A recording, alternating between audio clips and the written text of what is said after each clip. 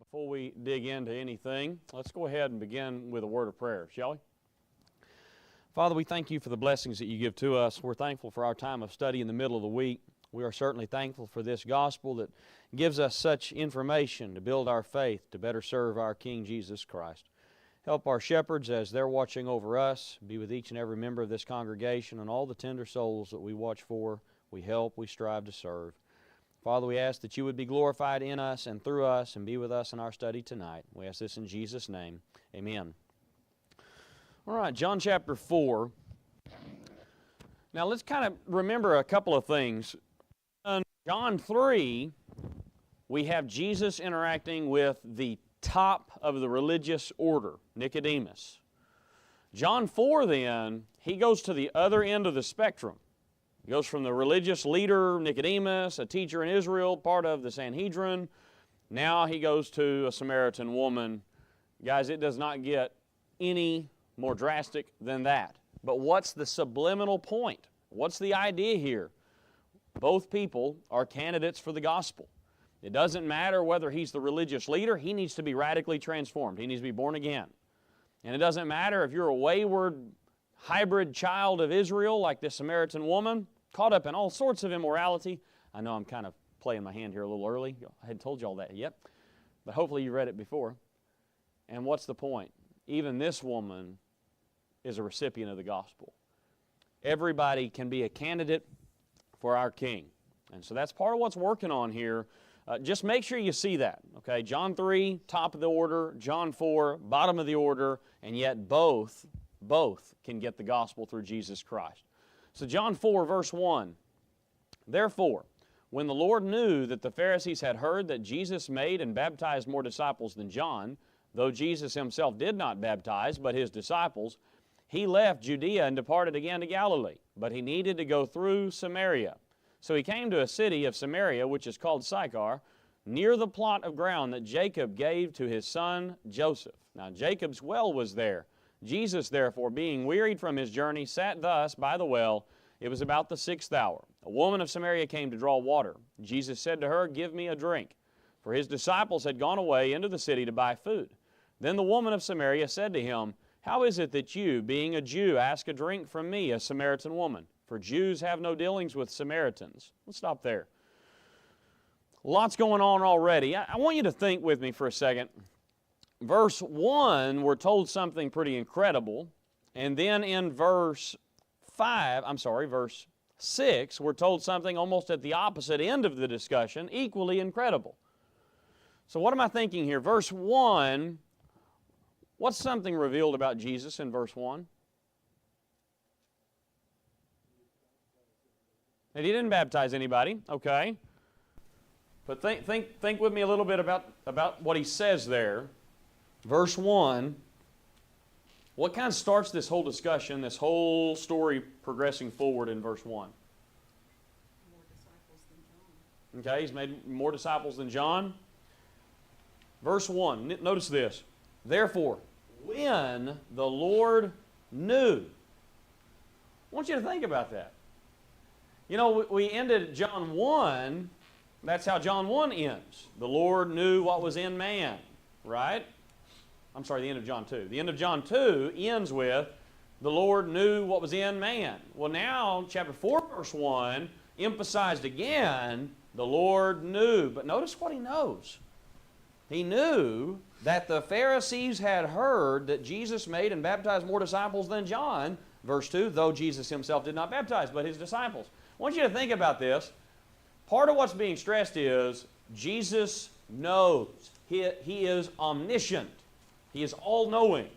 Okay? Jesus is God in the flesh. That's John 1:14. And so Jesus knows things that were he not God, he would not know. But here's where you have to really notice what's being stated in the verse. Not only does Jesus know perfectly, Jesus knows that the Pharisees have heard a rumor that's not true. Did you catch that? So Pharisees, he knew that the Pharisees had heard Jesus made and baptized more disciples than John. But, verse 2, Jesus didn't baptize them. His disciples were baptizing them. He knew. So not only did he know what the Pharisees had been told, he knew that what they had been told was inaccurate. Boy, now think about that for a second. We're talking about what Jesus knows. Well, that's a little bit of what we're getting in the verse. Now, once in a while, we'll tie this back in with some of the things we've talked about several times already. This is part of that baptism that John did, part of the baptism that Jesus did in John 3. This is not New Testament Christian baptism. But once in a while, individuals will tie Christian baptism to what's happening here, and they'll try to say things like, well, see, wasn't that important? Wasn't that important? Jesus didn't even do it himself. That misses the point. You think about the practical side of this. What would it do to people in the first century world if they could go around telling people, I was baptized by Jesus? Anybody pulling that card out at the dinner table? Oh, I'm sorry, we're having a conversation. I was baptized by Jesus. So you don't get to talk no more. Okay? So, a little bit of that maybe, no, he's going to head all that off.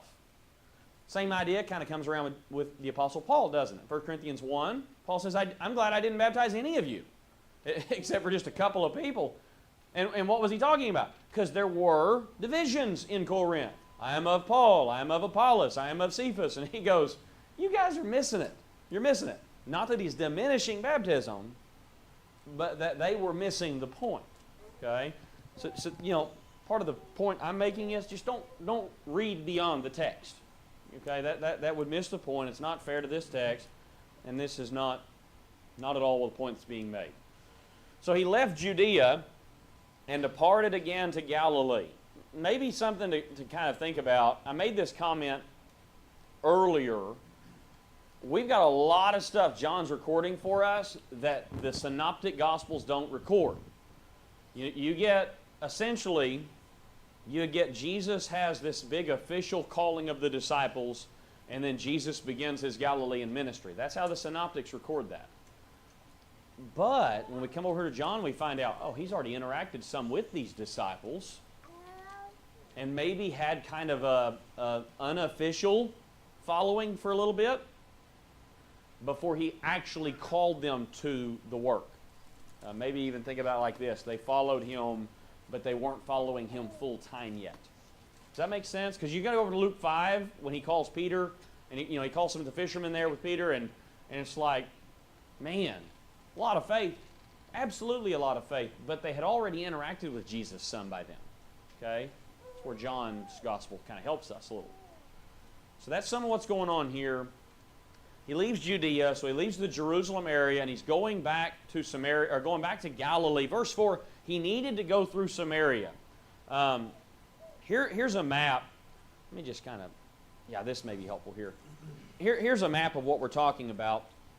So you have this area. Here is Jerusalem. Okay. Here, right around this area, is where this well is. And up here is Galilee. The green color. Green color? Green color? Green. Nobody's disagreeing, but you colorblind guys were nodding. So y'all saw it too. Okay. So he's going to Galilee. Now here's sometimes the way this is presented. Right here is the river. And sometimes what they would do, Jews would leave Jerusalem, and because they hated the Samaritans so much, what they'd do is they'd cross the river, and they would go up the river to go into Galilee. I'm not sure that that's really what's going on. I mean, if you're looking at this, you can see the topography in this picture, can't you? Look at all these mountains. You see all those mountains? Well, now you see all the red squigglies. You see all the mountains? Is it easier to walk through the mountains, or is it easier to walk through... Yeah, it's easier to walk around the riverside, isn't it? A little smoother country. Just don't read into it. Don't read into all those things. We got plenty of information to say the Jews hated the Samaritans, and we're going to get to that. But I think the bigger idea here is Jesus had to go through this area. Boy, it makes me wonder. Verse 1, look at what he knows. Makes me wonder if he knows there's a woman at a well that he needs to talk to. Now again, don't take that beyond what's revealed. But boy, that's what's kind of in the back of my mind reading this text. Okay? And so he's going to go to the city of Samaria. I said to a city of Samaria, verse 5, to Sychar, near the plot of ground that Jacob gave his son Joseph. There was a well there, verse 6. Jesus, therefore, being wearied from his journey, sat thus by the well. It was about the 6th hour. So notice something. I started here. Verse 1, something incredible mentioned. Jesus is omniscient. Verse 6, something else incredible is mentioned, other end of the spectrum. Jesus is also tired. He's wearied from his journey. You walk across that line right there that's on the screen, I bet you're going to be tired too. And so they get there about noon, the 6th hour of the day, and they're tired. Jesus in particular is tired. But man, just, do we really stop and think about the pressures that were on Jesus day in and day out? Never, ever, ever gives in to sin. Never relaxes mentally enough to be a victim of sin, to be fooled or duped by Satan.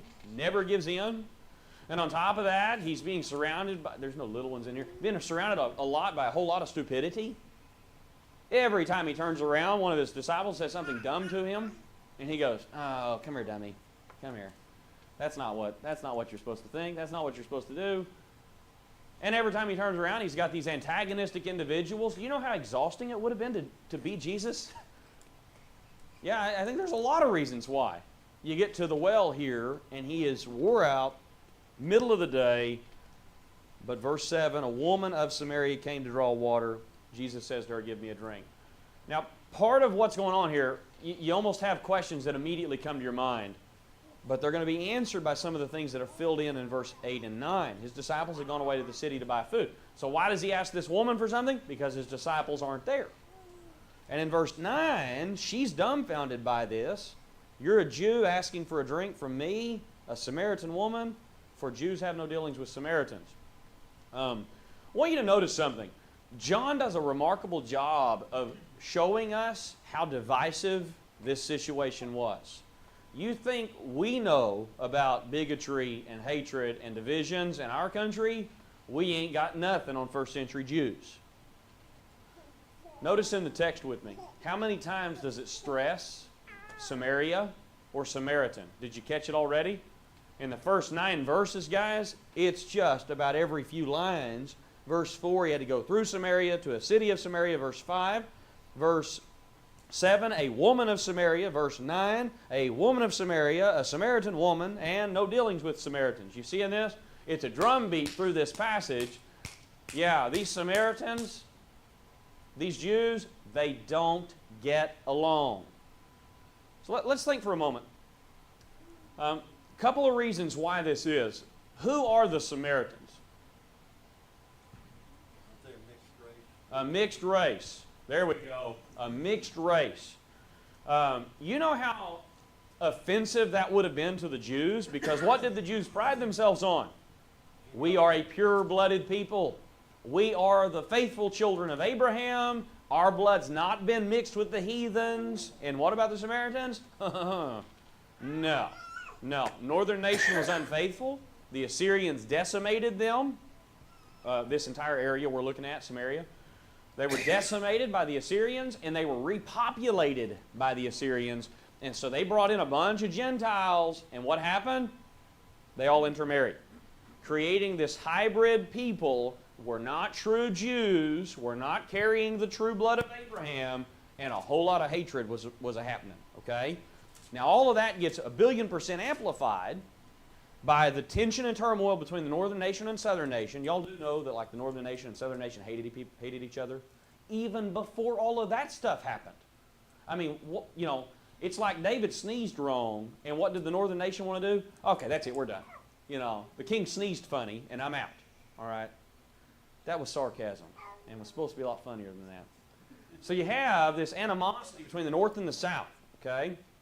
And then you have all the stuff happen with Assyria. All of that's amplified even more because in Ezra chapter 4, what happens? The people come home from exile, and those people who were living in the north, these hybrid people, they come down and they go, "Hey, we'll help you rebuild the temple." And what do the Jews who came home from exile say? No thanks. We'll do it on our own. We'll just do it ourselves. And so what did they do? They built their own temple at Mount Gerizim. Okay? That's going to come up in a minute, by the way. So we have our own worship center. We don't go to Jerusalem. Now all of this, have I stressed this well enough yet? All of this gets amplified one more notch because in Samaritan world, they did not believe in the full Old Testament.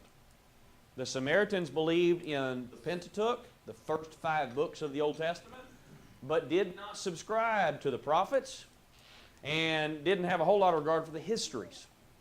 So they looked at the 5 books of Moses and said, that's it, basically. All right, now y'all seeing how all of that plays in. There's a reason the Jews hated the Samaritans, and the feelings were pretty much mutual. Okay? Go ahead, Julie. Okay, so why weren't the Samaritans considered like the first set of Gentiles? Well, here's what's funny is in some ways they were treated like Gentiles. In fact, that's going to come up in verse 9. That little last line, for the Jews have no dealings with Samaritans, there's a lot of ambiguity there. The word that's used, this is the only place in the Bible it's used. Okay? But we go to some secular history and we can find out how the word's used. The idea is not so much that we don't have any interactions, it's that we don't share things. So think about this. Think about this. To a Jew, now they're going to go buy stuff from the Samaritans. Y'all saw that, didn't you? The disciples went and bought stuff from the Samaritans. So this isn't about just interaction. It's about cleanliness. So the Gentiles, unclean, right? Well, Samaritans, generally speaking, were also considered unclean. And not to get too graphic, but first century Judaism hated the Samaritans so much, they actually considered every Samaritan woman unclean because she did not follow the menstrual cycle stuff for cleanliness in the Old Testament. So, you want to talk about controversial, what happens with a well? Some of y'all folks that maybe go way back to the well days, everybody shares the same ladle, right? So the issue here is not so much he interacting with this woman, although that's pretty controversial in one way. The issue is he's asking for a drink from the same ladle. Now that's controversy. Okay? And so that's part of what's going on here. They are considered unclean, the Jews. All right? That's feeding into that tension. In fact, I've only captured just a part of this. Rabbis don't talk to women. They don't interact with a woman. That is uncouth. Okay? And here he is, rabbi, interacting with this woman. There's just a lot of things going on here that feed into this animosity. Okay? Now, let's think for a moment. We're going to find out some other things about this woman in just a moment. I don't want to get too far ahead of myself, but I do want us to just lay this groundwork right now. It's about noon, and this woman is at the well. Generally speaking, the women would go to the wells early in the morning or late in the evening, and they would generally go as a group. Okay? We're getting some subliminal messages here. Something's off. Something's off. We don't know what yet. We hadn't read that far, but something's off because she's not with a group of women, and she's coming in the middle of the day. Every one of us should have little flags going up that say, hey, wait a minute, something's off here. What's going on? Okay, I'm going to go ahead and say it now. It's because she's living a whole lot of immorality. And Samaritans, as ungodly as they were, they didn't tolerate that sort of stuff either. So what happens? Yeah, she's just going to go get water by herself. Okay, she's an outsider in every sense of the word. Remember how we started this class? You got Nicodemus at the top. This woman's at the bottom. Are you getting a little bit of that now? She's at the very bottom. Guys, she's not just rejected from the Jews, but the hint here, she's rejected from the Samaritans too. Okay? Questions on any of that? That was kind of a lot. There's a lot going on there. But a lot of that's also going to come back up in just a minute because of some of the things that's mentioned. Okay? So just kind of tuck some of that away. It's going to return. So, he asked her, or he tells her, give me a drink, and then she's dumbfounded by this. That probably was only just a hint of it, because verse 10, she's going to get dumbfounded her. I don't think that's a word. Verse 10, notice this. Jesus answered and said to her, if you knew the gift of God, and who it is who says to you, give me a drink, you would have asked him, and he would have given you living water. So you just thought you were dumbfounded, lady. When Jesus starts opening his mouth and talking, everybody gets confused because they're not listening. They're not hearing what he's actually saying. So he says, you're asking the wrong questions. She's asking, Why are you talking to me? You're a Jew. I'm a Samaritan. I'm a woman. We don't the law of Moses. Maybe he's pulling on some of that a little bit here.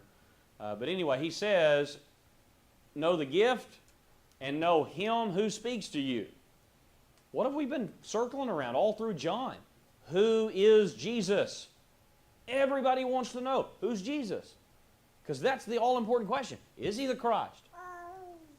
And if so, what does that mean? Well, you're getting some of it right here. It's the gift of God. This man who speaks to you says, give me a drink. You would have asked him, and he would have given you living water. Sometimes the expressions we see in Scripture sometimes kind of trip us up a little bit. The idea of living water is the idea of running water, okay? Or even the idea of life-giving water, which in a Jewish mind would have been running water. What do you not want in a culture, in a world like that? You don't want placid water. That's because it makes you sick. What do you want? You want running water, living water, good water, healthy water. And what is he talking about? That's exactly what he's talking about. In fact, just think about this for a moment. A lot of these ideas are coming out of the Old Testament. Okay? You have a lot of Old Testament passages that talk about the time of the Messiah. And what does it paint that image of? Lots of water. Lots of water. Done some work on Psalm 1 recently.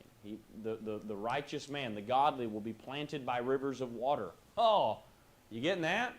I mean, right here, we're talking about some of those same ideas. Okay? So here he is.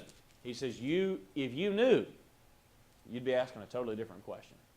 Okay? So she says, verse 11, Sir, you have nothing to draw with, and the well is deep. Where then do you get that living water?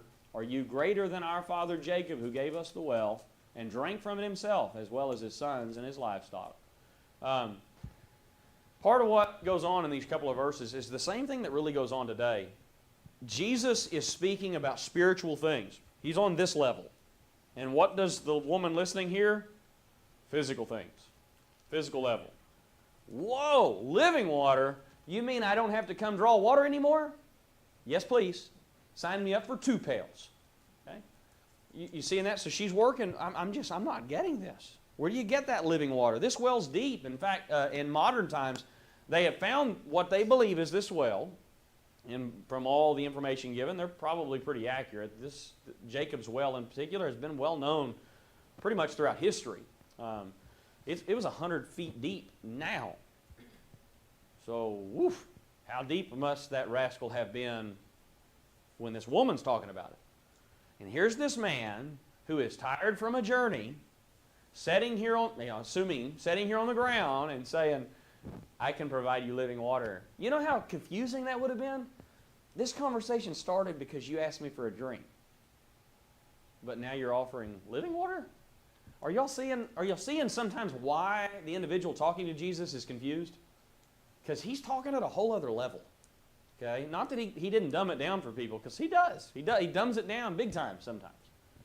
But he's just working towards a whole different thing, and she doesn't get it. That's why she says in verse 12, are you greater than our father Jacob? And notice that, our father Jacob. Y'all see that? The Samaritans called themselves descendants of Jacob too, and they were. They just weren't a pure-blooded people anymore. They had married into the Gentiles, the pagans that had come into the land, and, by the way, carried in some of those practices.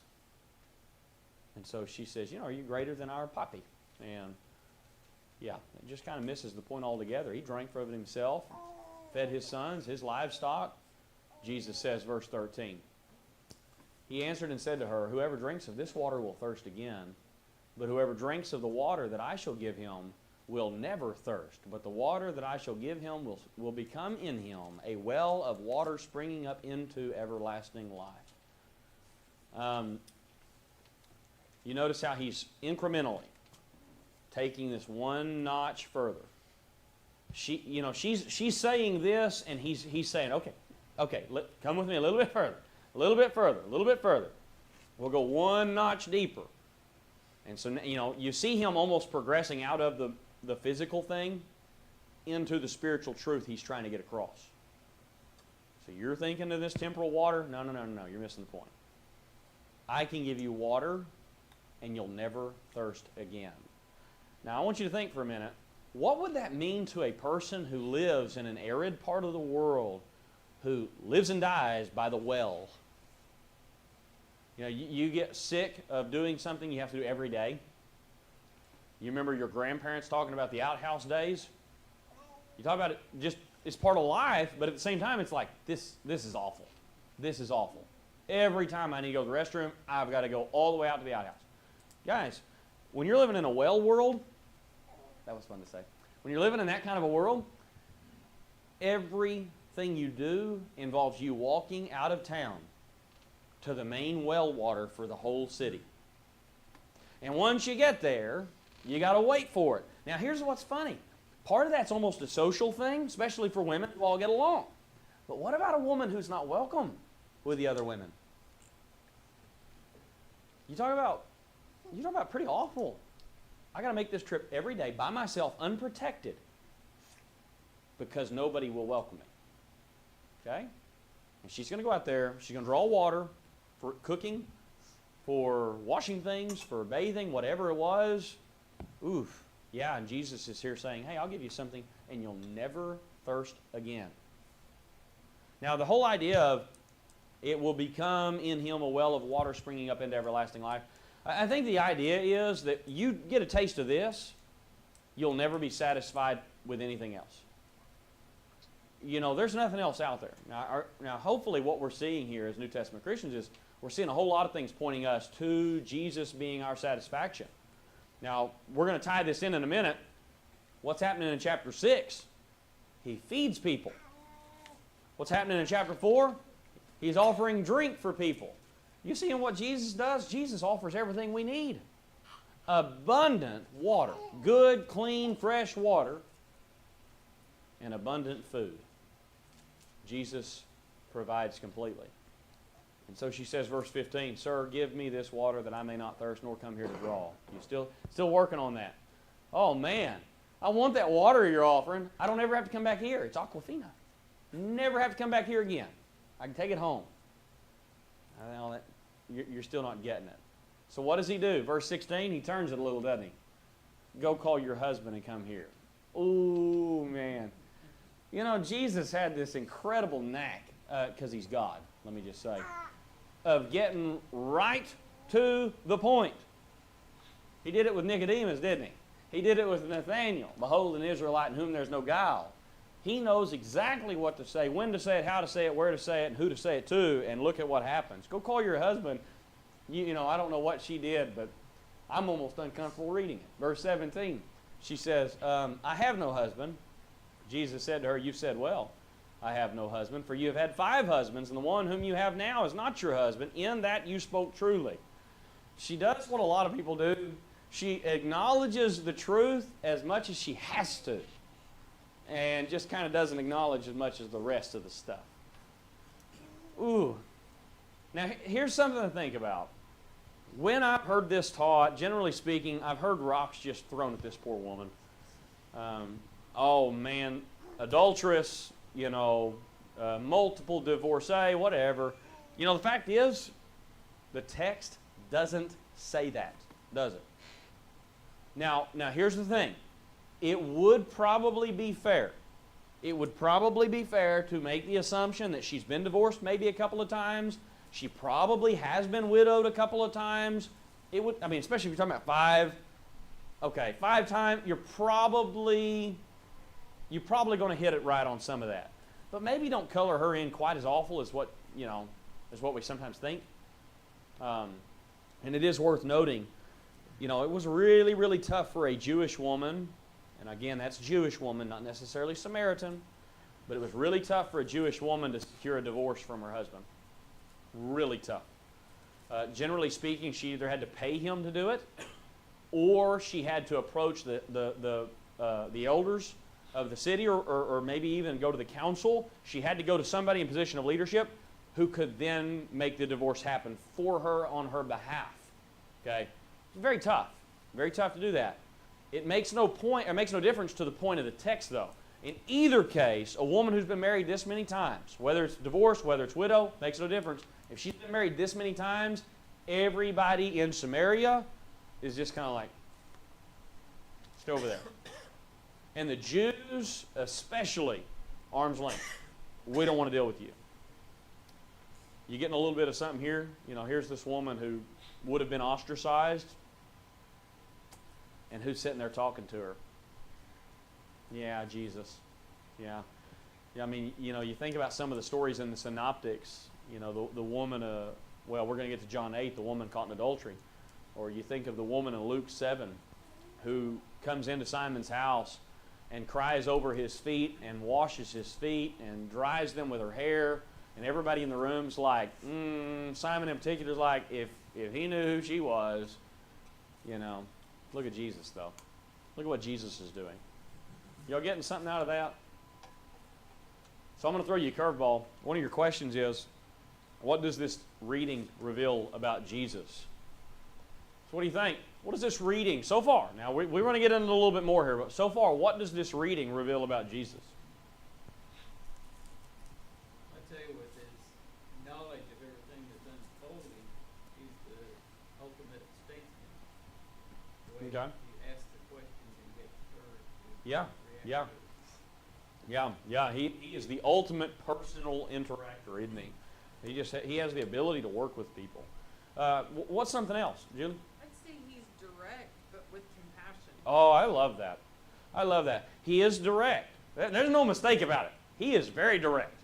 I mean, he goes right from, oh, you want the water? Bring your husbands.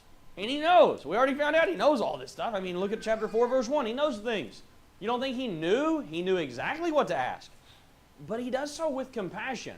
What's he doing here? He's not trying to whittle in a little bit of pain, a little salt in the wound. Directing. He is directing her. Exactly. He is taking this conversation to the targeted place it's supposed to be. You understand, when he asked this, you know, what do we do in this world today? We might ask some question like that. Or you married and the person goes, my ex was a deadbeat. And you go, whoops, I've walked into something. You know that Jesus did not do whoops just now? He did not go, whoops, I've walked into something. I should not have asked about her husband. No. Like Julie said, he is targeted. He knows what he's working on. He knows why he's saying what he's saying. He is working this woman to a particular end. And boy, if this story doesn't just get cooler and cooler with every verse, right? Well, that's where we're going. So he says, yeah, you spoke the truth. Yeah, you're married, or you've been married 5 times, and the one you're with now is not your husband. Yeah, that's probably a hint towards fornication.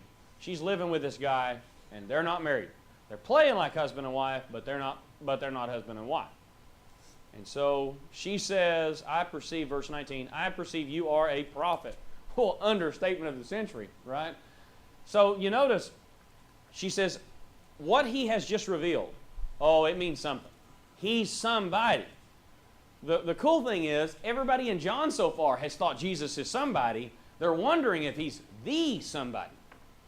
She doesn't quite know what he is yet or who he is yet. She knows he's somebody. I want to tie back into something I said earlier about the Samaritans. They believed in the Pentateuch, the 5 books of Moses. What that means then, guys, is they had a view of a Messiah. But it was not the Messiah, that Jews believed was coming. The Jews believed in a kingship Messiah. They believed in a Savior Messiah, one who would come in and root out the enemies. But the Samaritans believed in what they called the Teheb, and it was a teaching Messiah. You know why that is, right? Because Deuteronomy talked about the one who would come after Moses and teach them, a prophet. Oh, you seeing where I'm tying in now? That's Deuteronomy 17 and 18. So you have this imagery coming along where she's now thinking, oh, is he a prophet? Is he a prophet? Verse 20. So sometimes this has been colored up. She's dodging the issue. He just touched on something really uncomfortable. She's changing the subject. That's not fair at all. I think context bears that out. Go ahead. You know, it's really interesting to me what the devil has done in time. Yeah. Like, that Jesus could walk up to this woman and say these words, and that spitting truth. Yeah. Like, you are Yeah. spitting the truth here. Yeah. And people are looking aghast, like, ooh, ooh, ooh. Yeah. But they're like, it's true. Now, if Brother Estes walked up, not that I'm saying he's Jesus, but if he walked up to a woman and looked at her and said, well, how about the 5 women, 5 hubs you have now? Still not the one. He would be condescending. Yeah. And the devil has made truth speaking such a horrible thing. That is a great connection to make. It is fascinating, though. Take comfort in this fact. How many churches would welcome the preaching of Jesus today? Yeah, not very many, guys. Not very many. And that's not even addressing some of the moral issues like LGBTQ. If Jesus just comes in and talks about marriage, there's going to be some members leave. And you talk, lots of churches. But our job then is to speak the truth in love. We can't hide behind, okay? We can't hide behind, this facade of compassion. True compassion speaks the truth in love. You seeing that with Jesus here? Not pleasant, guys. It is not pleasant. I promise. In fact, I agonized. I will tell you a little bit right now. I agonized over my lesson Sunday. It's just that's part of my work. I don't enjoy preaching hard lessons, and I don't enjoy preaching really hard points, but that's my job. And you'll hear me say this many times in the pulpit. I love you, and I love God, and I love His Word, and you better believe it. I will answer to God for what I don't preach on. And I love my soul just enough to preach on those hard subjects. But boy, you see Jesus, Jesus just comes right out and says, here's what's going on. We need to address it. We need to address it. Do it in love, but we need to address it. So she says, you're a prophet. Verse 20, our fathers worshipped on this mountain, and you say that in Jerusalem is the place where one ought to worship. So you think here how this ties in with what I said earlier. The Samaritans had built a temple at Mount Gerizim, okay, and so they have their own temple complex. Of course, it's been destroyed by this time. John Hyrcanus destroys it. So they're basically worshiping at an old ruined temple site, okay? But they would not make the journeys to Jerusalem for any feasts. They didn't do that. And so she's now saying, okay, well, you're a prophet. Maybe you can fix this issue.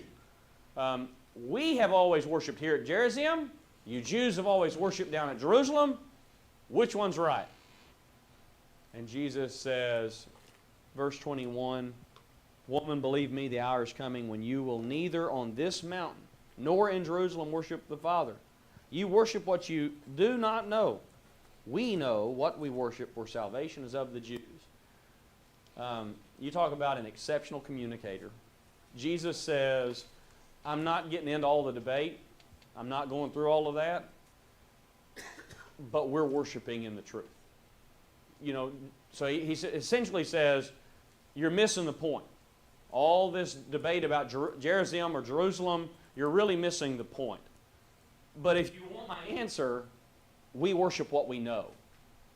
The Jews had it right. The Jews were doing the right stuff, not always in the right way, and not always from the right heart, but the Jews understood who they were worshiping, and that's a big part of what's going on here. You notice the immediacy of what he says. The hour is coming. Yeah, but we're going to get down here a few verses, and he's going to say the hour is now. So, we're seeing this anticipatory thing, but at the same time, he's saying it's happening. We're starting it right now. This is going on. So, you'll neither worship on this mountain nor in Jerusalem. Okay, so verse 22, I want to hurry. Verse 22, salvation is of the Jews, okay? Probably a subtle nod here to Jesus himself being salvation, because he is of the Jews.